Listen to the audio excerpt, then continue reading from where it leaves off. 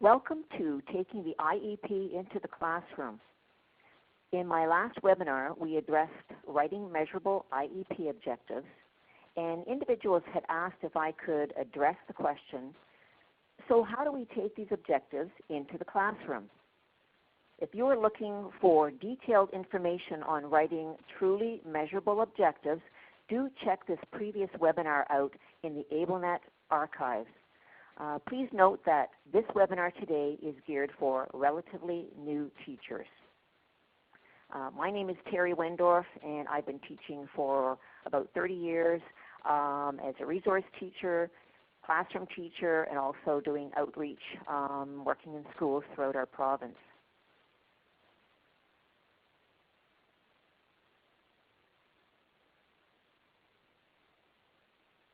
Okay, first I'd like to start by asking those in attendance today to identify your role within your school. We'll just take a minute to do this. Please check off the box that best identifies your main role.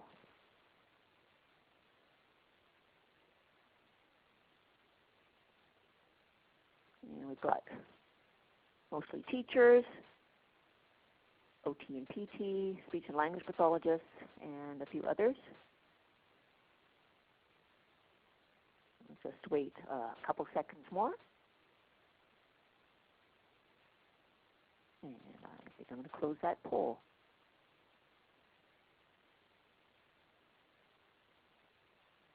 There we go. Great. Well, it's great to have you all here today.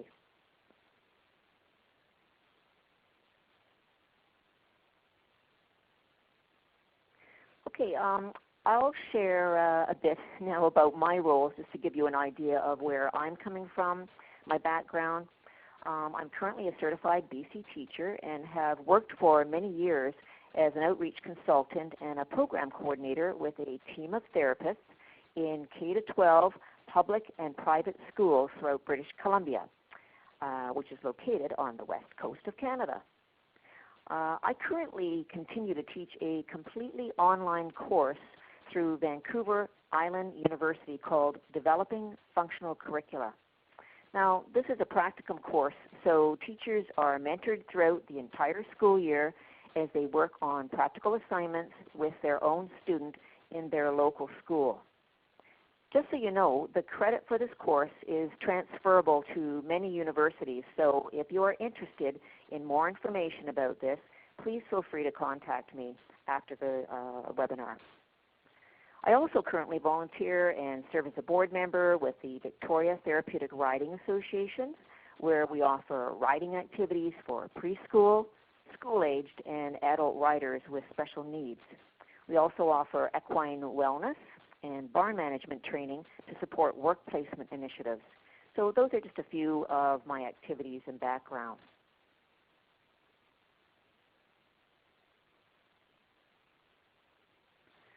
So let's start by taking a look at some of the possible challenges when merging functional curriculum with typical academic curriculum. Now, most teachers are accustomed to adjusting the curriculum to meet the needs of diverse learners within classrooms. However, sometimes the disparity between learners is very significant, where a student may not be working on any academic skills whatsoever. Also, some students on modified programs may have physical disabilities that impact their ability to participate in some of the classroom activities. For instance, when we look at hand function or fine motor skills, some students may have physical limitations in using their hands, while others may experience cognitive issues that impact their functional use of their hands. This is where the use of switches can sometimes bridge that gap to help these students participate in a parallel way. For some of our students on modified programs, we may be looking at a non-academic way for them to work on their skills within an academic class activity. When creating these non-academic ways of participating, we need to keep in mind the educational skills that our students on modified programs are actually working on. There should be at least one or two skills from the IEP that our students are working on within each and every parallel activity. These are just a few considerations when blending students on modified programs with students on academic programs. And I just wanted to ask, I'll just pause for maybe a minute and ask, are there any challenges, additional challenges that come to mind that anyone in our group would like to share?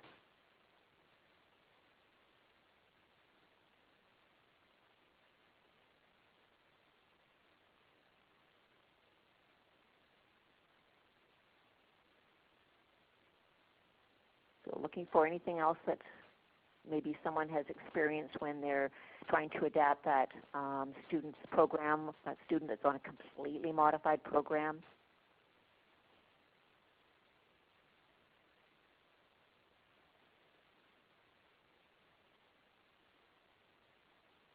Well, I'll leave that with you, and maybe towards the end, if there's something that you'd like to share, we'll have some time to be able to take a look at that. Okay, Chia has mentioned social emotional. Yes, good point.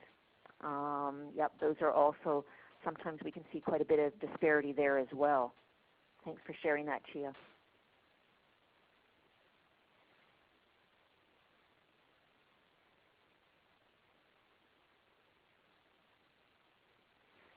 Chia also adds social emotional goals are not normally addressed in academic programs. That's a good point. Okay, let's move along now. One of the things that I feel we need to keep foremost in our minds when modifying participation for our students is to make sure that we keep the activities, and especially the objects that we are using, age appropriate.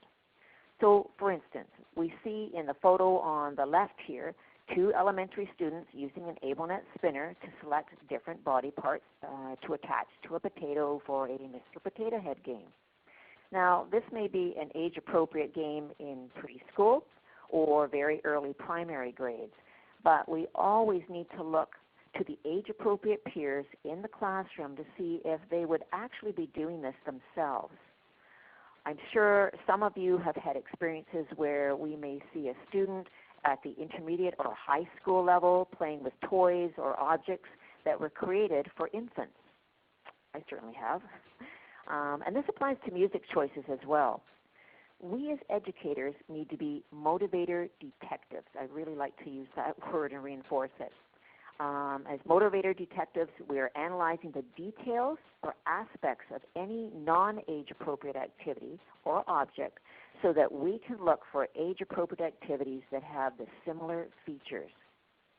For instance, if a student is attracted to a stuffed toy at school, perhaps there is something soft and cushy that could slowly be introduced and paired with the toy eventually being eliminated or kept at home. Look for suggestions from peers and look to see what they are bringing to school.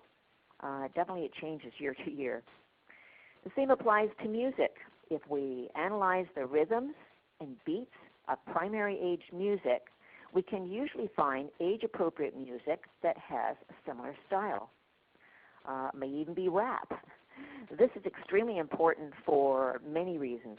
First of all, keeping activities age-appropriate helps others to see our student cognitively in a different way. Secondly, if we want to attract age-appropriate peers to hang out with our students, we need to have our student engaged with activities that will attract others, such as listening to teen music on a switch-activated iPod. It's also important to do an analysis on individual motivating objects and activities so that we can ensure that we are keeping the student-specific motivators attached to the new age-appropriate activity. For instance, if your student is motivated by, let's say, high sensory stimulation, we might have that individual using a switch to run a coffee grinder in a high school resource room, where there would be lots of smells, sounds, and vibrations from the grinder. Good high sensory tool. We need to keep this aspect of age appropriateness in mind for all activities. For instance, in our photo on the right, we have a student working on concepts of time using a large school calendar. Once our students are in high school, we need to begin to ask ourselves, how might my student use this concept as an adult? So we may want to replace a calendar, such as is illustrated in this photo, with a calendar in a schedule book, or a calendar on an iPad, or some other tool that peers or adults might use. Rather than counting up the days, we might focus more on key events that are coming up for the student.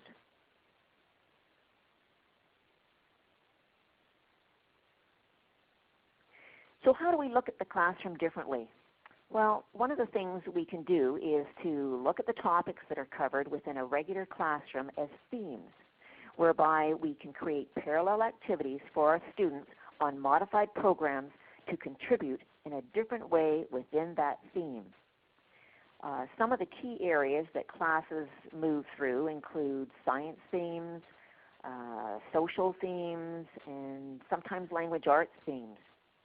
Quite often, these themes may run through the curriculum for a few weeks or more. Now, this gives our students on modified programs an opportunity to contribute in a variety of ways while working on their own skills from the IEP. Let's take a look at some of those ways to contribute in a classroom.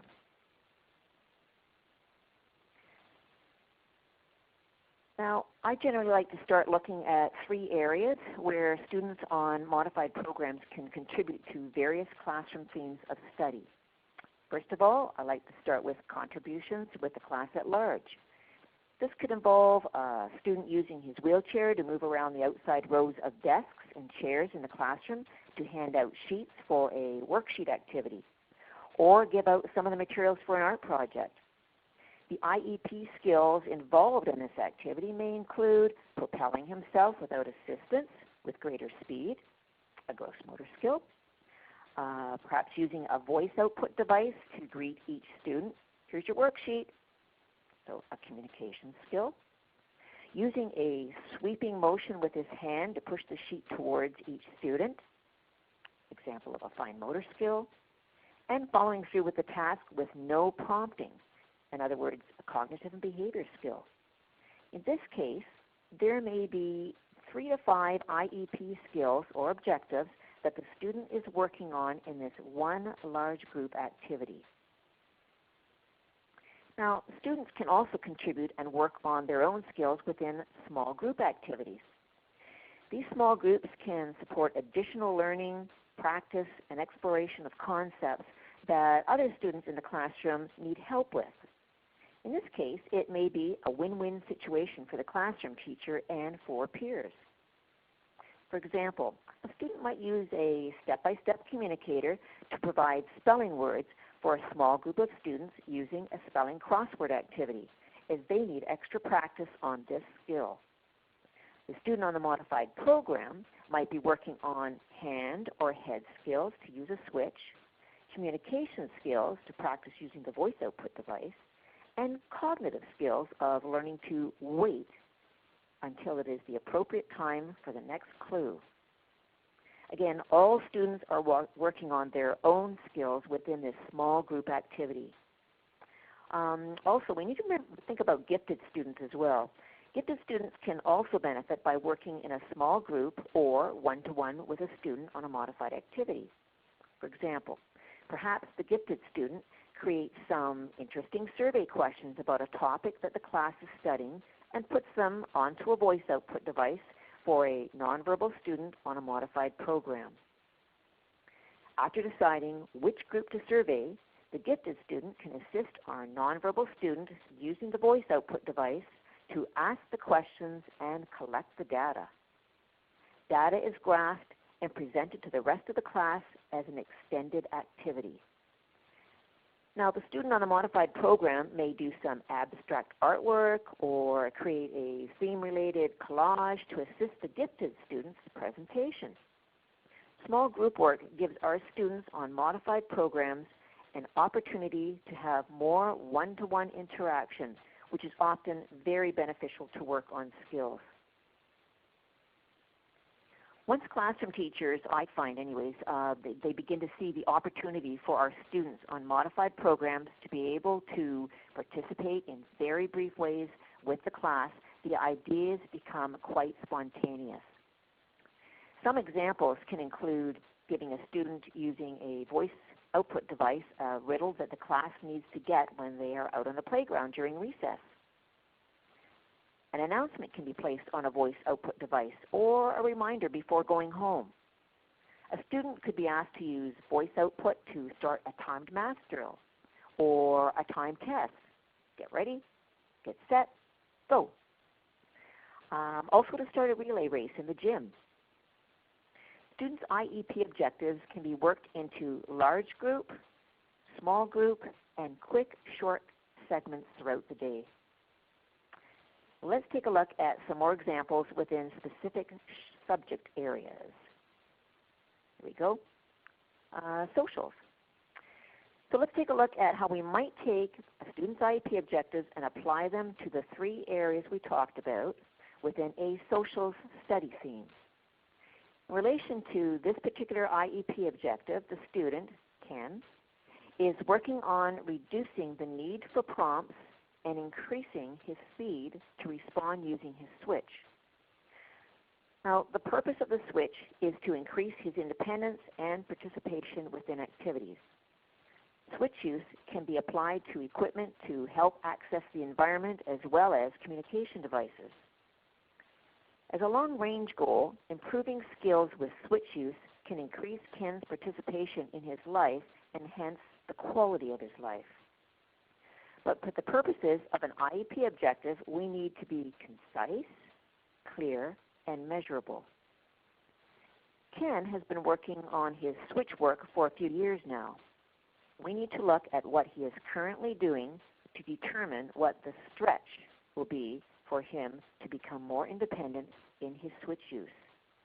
And if I'm going to just mention, for more information on ways to view a student's learning stretch, do check out my AbleNet webinar. It's in the archives called Writing IEP Objectives. So when looking to incorporate Ken's learning into some of the social themes in an intermediate or middle school class, we can look to the theme, which in this case may be studying First Nations. So let's take a look at those areas.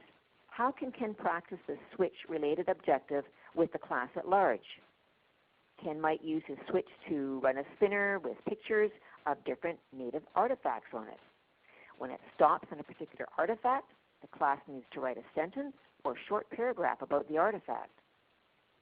Ken could also use his switch attached to the AbleNet's The Hook with speakers or tape recorder to play First Nations music as background music while classmates are reading a chapter or doing research. Ken could also use his switch attached to his voice output device to ask students questions after they have read their passage.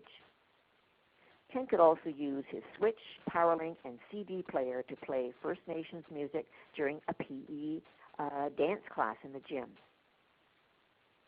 Now, how can Ken practice this objective in small groups? Well, Ken could use his switch at a First Nations station where small groups of classmates rotate through during the course of the week. Using a blender, Ken and his assistant could help each group make a different First Nations dish or salmon pate, something along those lines, to share with the rest of the class. Ken could also use his switch with a blender to create paper mache to make various tools or First Nations musical instruments as a supportive art project. Ken could work with one of the gifted students in the class to record survey questions on a topic related to First Nations on his switch-activated voice output device to ask some of the students in his class. Perhaps he may travel to a local First Nations community to do a survey with a small group of classmates to ask questions. Results can later be graphed and additional small group work attached to this activity. Ken might be involved in creating simulated artifacts or artwork that could be used in a presentation or a bulletin board for the class. Now, how can Ken practice this objective in short, quick segments? Well, before recess, the teacher might pose a question about First Nations and inform classmates that they need to have the answer when they return. So they have to come up, of course, to approach Ken. The answer could be recorded on a voice output device for them to check with Ken when outside. Ken could use a switch-activated voice output device to give a homework reminder to classmates before they leave at the end of the day. Ken could use his switch and voice output device to start a test or drill regarding facts about First Nations. So those are just a few examples. Just as an aside, I wanted to draw your attention to the many ways that students with access issues can participate in art, socials, science, and language arts using the AbleNet PowerLink, switch, and many different kinds of electronic tools and equipment. A blender is particularly useful in a variety of ways, as we can see here. Smoothies can be made and sold as fundraisers in schools. Soups, dips, and other recipes can be related to many socials topics and also science topics. For example, cookie cutouts can be purchased for numerous topics and objects that relate to the theme of study. The student on the right is using a blender to shred paper, which can be used in an art activity or to make plaster of Paris for a science or socials project.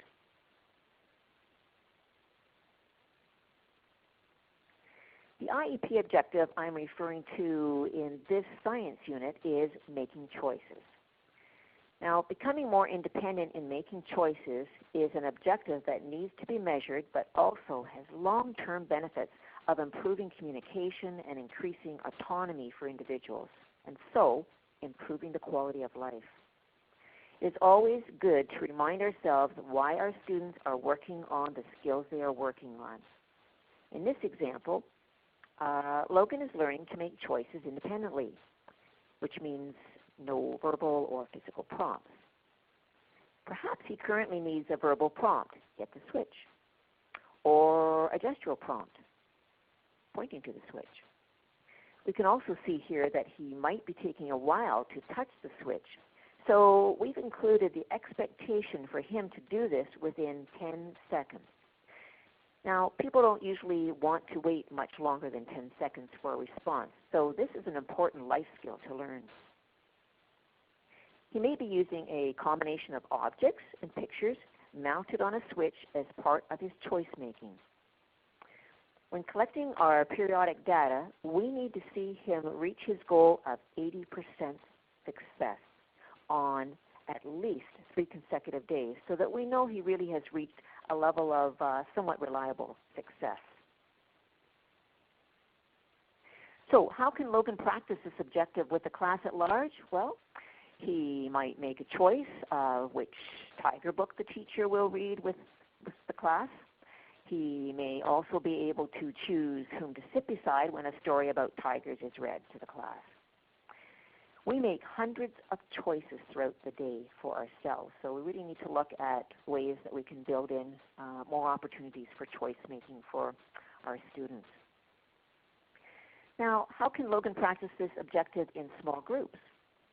Well, Logan can make choices about the colors and other materials he uses in a project that is related to the theme the class is studying, such as tigers.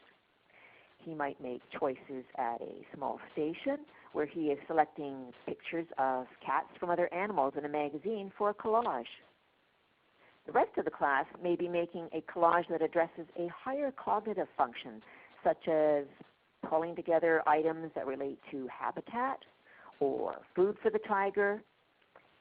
He might work in a small group making choices for a cooking activity, such as tiger cookies, striped with 2 different colors of dough.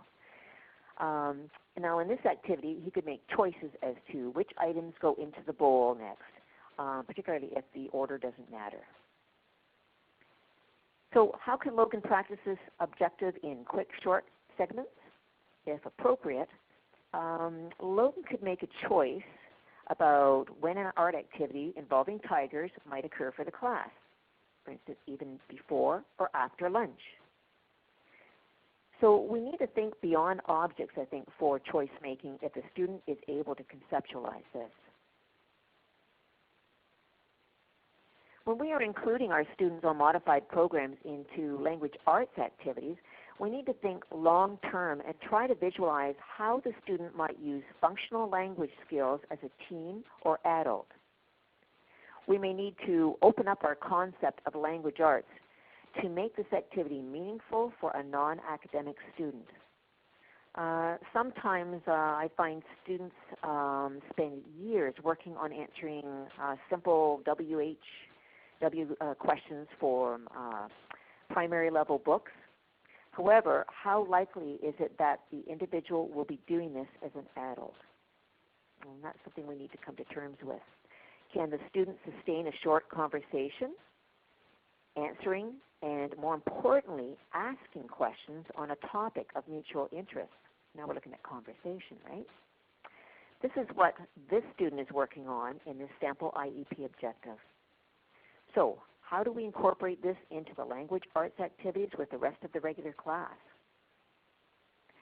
How will Emily work on conversation and comprehension skills with this class? Well, Emily could watch a video on a topic that is highly motivating during a class silent reading period and stop throughout the video to ask and answer questions as an extension activity at a center with a buddy. Now, the educational assistant could pose simplified questions to Emily periodically throughout a lecture that relate to a communication board for prompts. That might also be on the communication board could also be on an iPad as well. For younger classes who may have a show and tell, Emily could be encouraged to ask at least 2 questions when classmates share their news.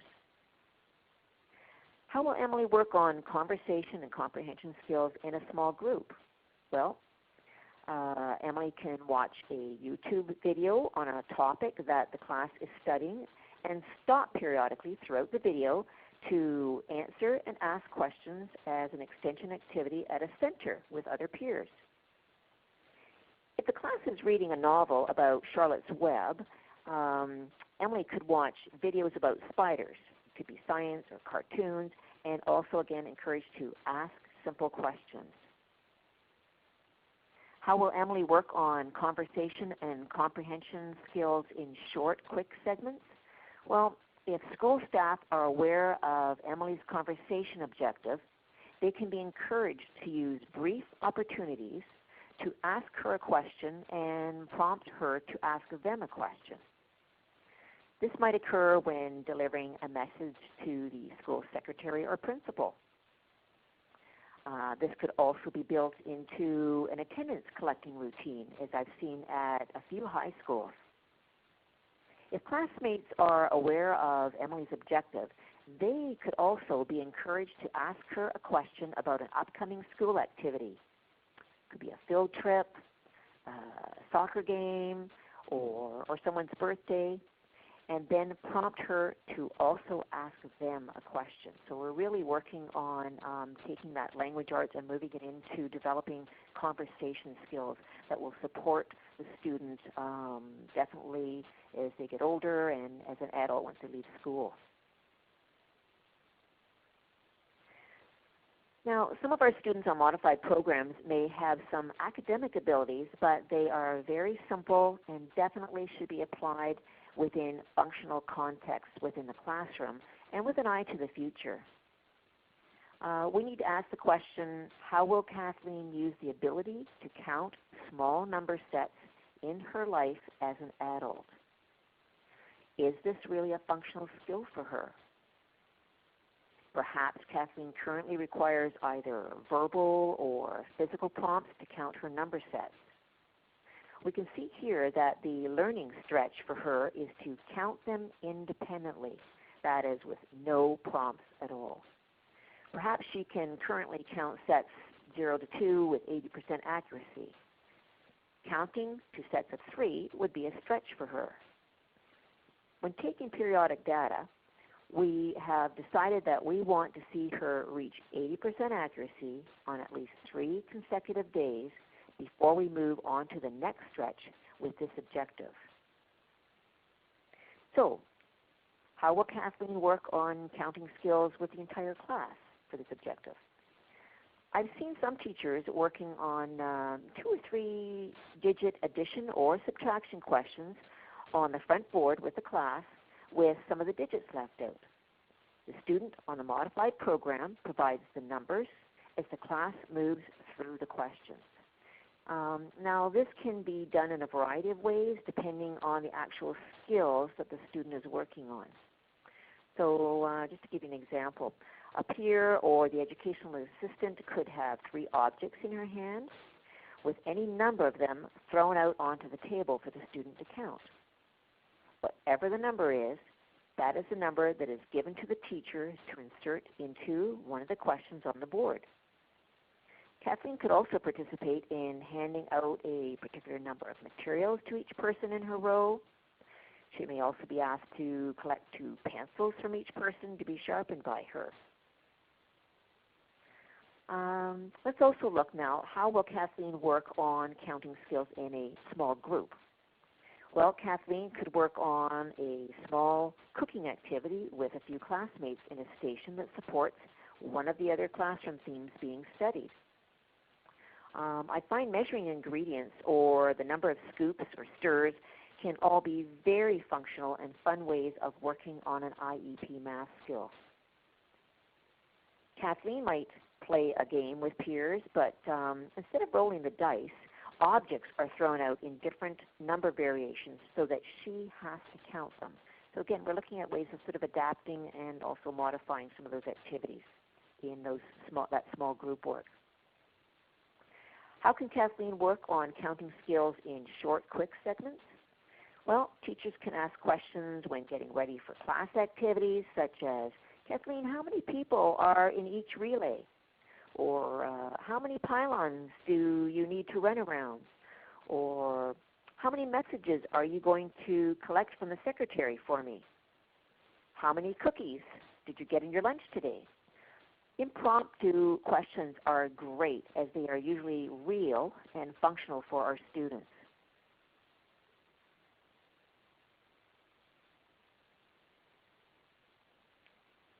When taking the IEP into the classroom, I have found that there are some key activities that classroom teachers can engage in that really make a difference in the level of inclusion for students on modified programs. When classroom teachers interpret gestures and sounds for nonverbal students, as well as modeling for classmates how the student makes choices, these are very powerful teaching tools for classmates as well as the student. Classroom teachers also need to plan for opportunities for students to use voice output or switches with equipment within functional activities in the classroom that parallel with classroom routines.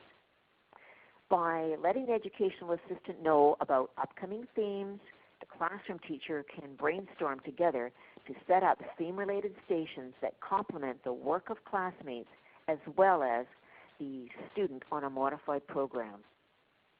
It's also important that classroom teachers have opportunities to provide feedback around the student's progress.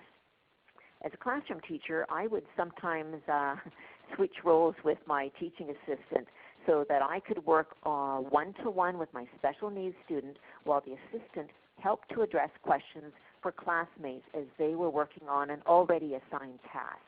So the teaching assistant wasn't teaching the lesson. I'd already done that, but it was sort of the carry-through of the activity. Now, the one-on-one interaction provides the classroom teacher with valuable information as well as modeling meaningful interactions for classmates. So let's take a closer look at some of the areas that we've just mentioned.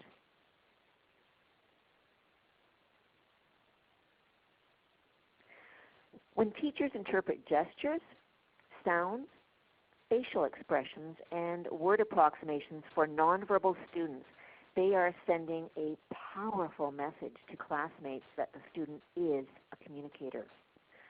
When teachers do this frequently and just incidentally throughout the day, they are also letting the student know what he or she is doing is being interpreted. For example, I'm just going to give you an example here. I hear you making that sound, Ben. I think you are letting us know that lunchtime is coming up pretty soon. After we finish with this activity, we'll break for lunch. Or another example, I see you looking at Karen. I think perhaps you'd like her to read a story with you for buddy reading. Karen, would you like to read with Sarah? So you can see it's really important that the teacher identify the behavior, so what you hear or observe, then interpret the behavior out loud as best you can for everyone to hear, and then talk about how you will respond to that communication. Classroom teachers can also create structured lessons as well as taking advantage of spontaneous learning opportunities for classmates to learn more about alternate ways of communicating, such as teaching sign language to the class, or how some individuals can use pictures on an iPad to communicate. Also, your local speech and language pathologist might also be willing to do a lesson with the class about a personal dictionary and other ways of communicating non-verbally. This can enrich the entire class.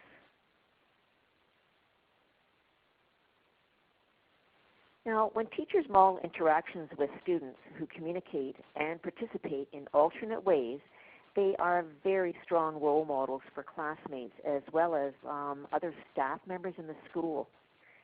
Teachers need to be physically involved in offering choices to students who may be making choices with objects or pictures. A classroom teacher can learn a lot about how the student responds and other details such as where to place the objects, how long to wait for a response, and much more. Greetings are another way that classroom teachers can model for others how the student says hello. It may be something as subtle as a glance or sustained eye contact with the greeter. This is where the teacher can use the personal dictionary for feedback to let others know what to look for when the nonverbal student is responding to a greeting. So just to give you an example, hi John, then you might pause. I see you looking towards me to say hi. Thanks. Have a great day. So hands-on interactions with students is a valuable learning tool for the teacher as well as a teaching tool for classmates and other staff.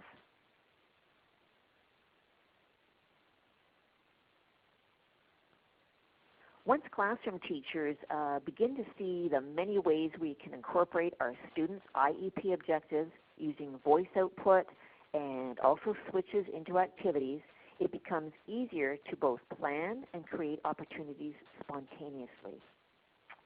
Classmates can also be encouraged to think of ways to include students whose learning incorporates these devices. Sometimes I've done actually brainstorming activities with the kids, a class, once they understand sort of the learning purpose, and they are very creative.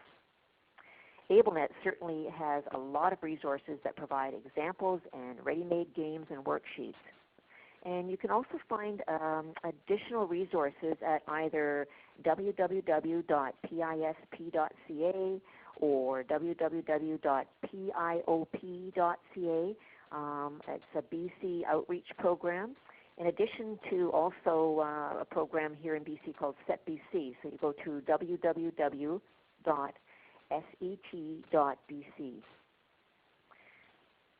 So we need to remember to think about practicing objectives using these types of equipment in activities that involve the entire class, small groups, and also short segments.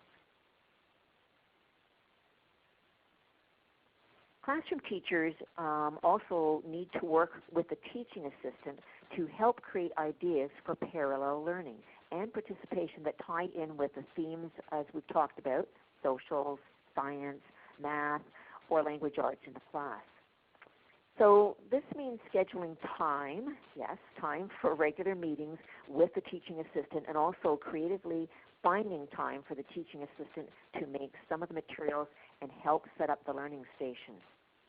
I have found that teaching assistants are quite happy to help create these parallel stations or centers if they have a bit of direction and the go-ahead from the classroom teacher. This kind of planning and communication needs to be placed, I feel, into the student's schedule so that it occurs routinely.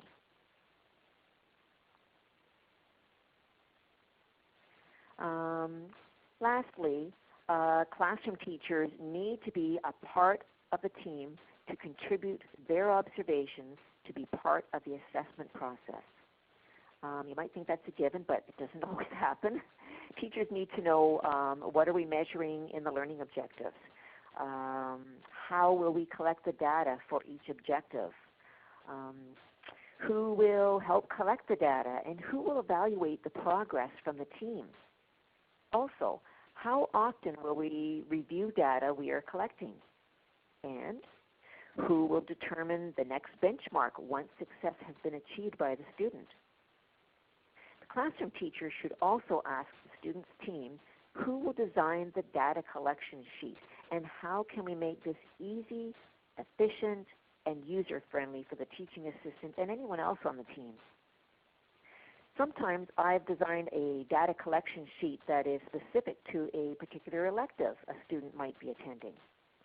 In this case, it was an art teacher at a high school. So in this case, the art teacher was very happy to be a part of this process and sign off the objectives that the student demonstrated in each class. As an outcome of this process, the high school student was viewed more as a learner rather than just an observer in that class.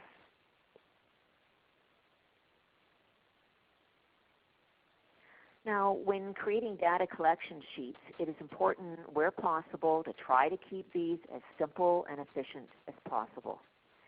I tend to prefer, myself, a one-page monthly data collection sheet for all of the students' IEP objectives. Some people prefer weekly, and some people have individual sheets, although sometimes that can be a bit overwhelming and keeping those all together. Many teaching assistants I've worked with also like the simplicity of just having everything on one page. Data, as you can see here, is only collected once a month, generally over a 3-day period for a set of objectives. In this way, collecting data doesn't become too overwhelming. Sometimes classmates might be able to help out with some of the data collecting as well if they finish their work. It is important that this data is shared at the end of each month with therapists such as speech and language, occupational, physio, and vision or hearing to see if some of the objectives have been reached, or some may need some changes in order for the student to reach the objective by the end of the term. So I feel that this constant check-in and collecting the data, this keeps the IEP dynamic and the assessment process fluid.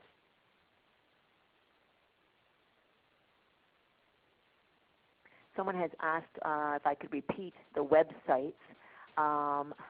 So I'll just pause for a moment. The websites, again, www.set.bc, that's for the SETBC website. And another one that you can check out is that has the participation kits, lots of ideas there, is www.piop.ca.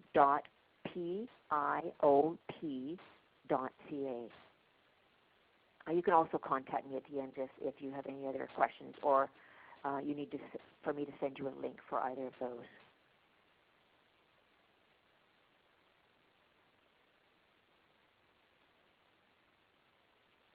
Okay, another area that we need to consider for practicing IEP objectives is through jobs. I love looking at jobs, both in the classroom as well as the school at large. Jobs often place a functional component into the learning activity as well as improving self-esteem for the student.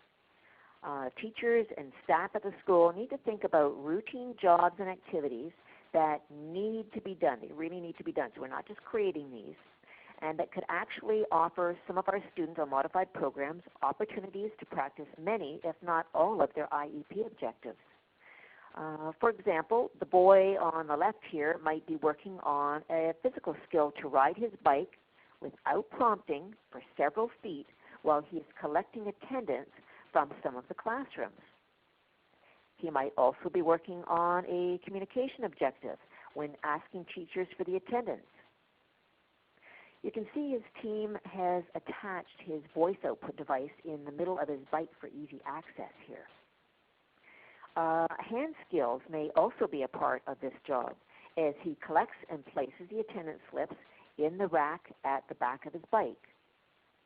He may also be working on a vision skill paired with his greeting, where he's expected to look at the person he is greeting when he comes to each classroom door. The community and school neighborhood can also provide great opportunities for our students to work on their objectives through jobs.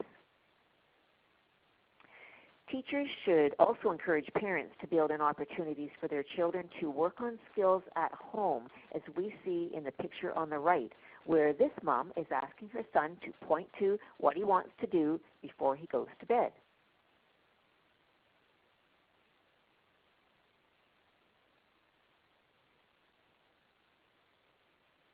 Teachers can also do an environmental scan within the classroom to see which kinds of routines or jobs might provide rich opportunities for the student to render service while working on IEP skills.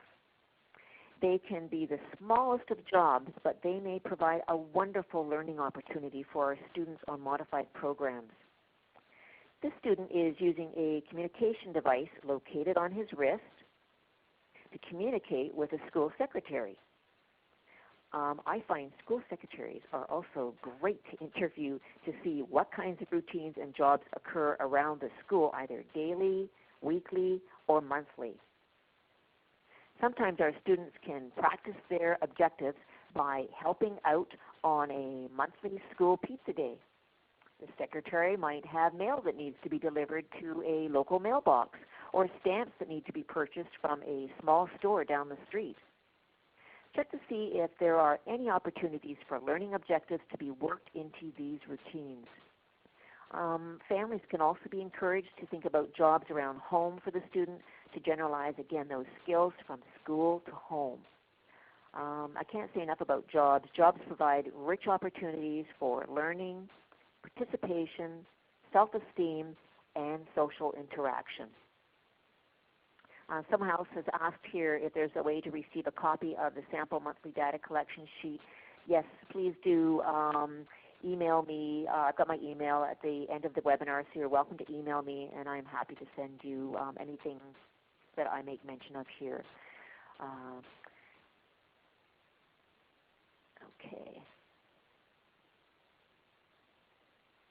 So we have some ideas for our student to participate within the classroom in a parallel way with academic activities, as well as jobs within the classroom and school at large or in the community.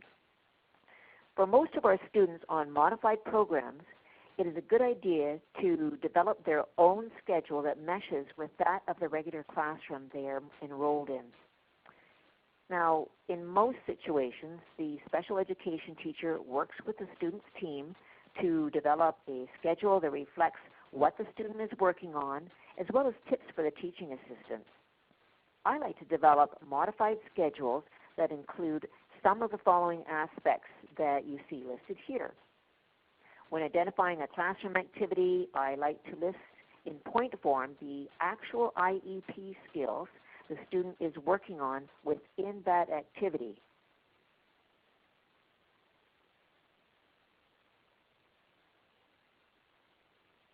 This helps remind everyone as to what the student is learning in the activity. And if we can't think of how the student would be working on an IEP skill, then the activity either needs to be modified or the student needs to be working on a parallel activity. I also like to list all skills that can be incorporated into snack, recess, playground, and lunchtime activities. All activities during the school day are learning opportunities, in my opinion. So I like to sort of pull that out even in things like recess and outdoor activities. I like to develop at least one social club during the course of the week where the student can work on a couple of IEP objectives while developing friendships in a mutually enjoyable activity. This is where we need to check with classmates to see what they are most interested in from one grade level to the next. I also like to include the students' motivators for each activity, as this helps me ensure that each activity on that schedule is really motivating for my student. If it's not motivating, then she or he will not be motivated to pay attention, let alone work on skills that may be very challenging for the student. I also do some brainstorming with the student's team and school staff to create a few jobs for the student, both within the classroom as well as outside of the classroom. This can often increase the profile for the student within the school as a helper. And lastly, I like to schedule in at least one community activity per week for students on modified programs. This provides more variety in their program and allows them to work on their IEP objectives with community members, which in turn increases their social profile. If transportation is an issue, it's often helpful to do an environmental scan to see what kinds of jobs might exist within walking distance from the school.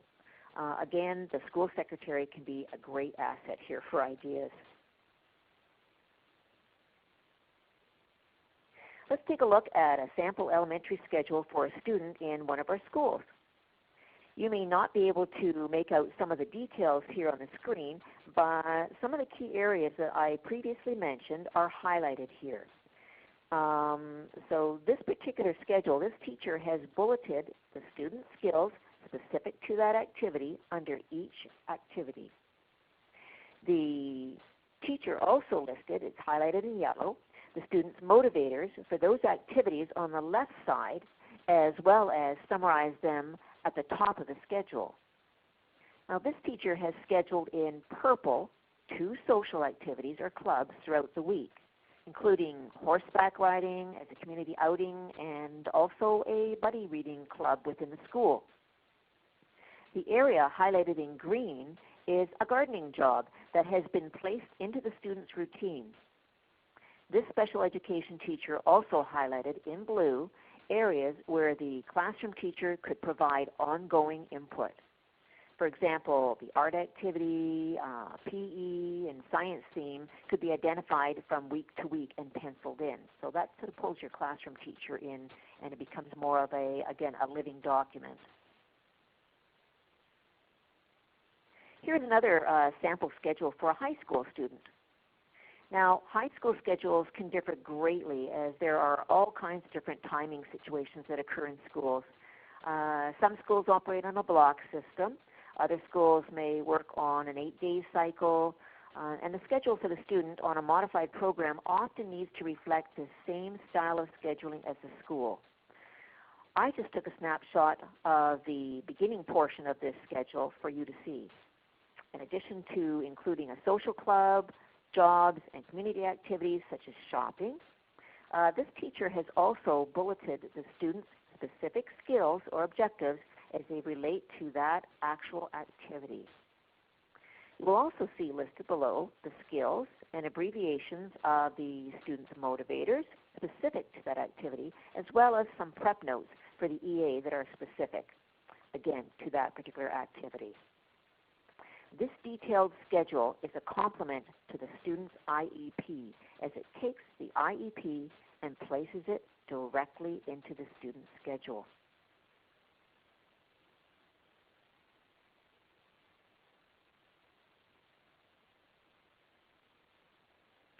I hope we're coming to the end of our workshop and we might have a few minutes for questions if you do have some, but again, you are welcome to email me for follow-up as well. But I do hope that I've been able to share some new ways and tools for you today that will help you to move those IEP objectives into the classroom and also your school at large. Please do check out the previous webinar called Writing IEPs for Students with Severe Multiple Disabilities in the AbleNet Archive section if you are looking for more detail about writing measurable objectives. And as I mentioned before, for more ideas on adapted and parallel participation within classroom activities, you can check out some of the, actually, social kits provided by AbleNet, as well as the participation kits section on the BC Provincial Outreach site, again, www.piop.ca.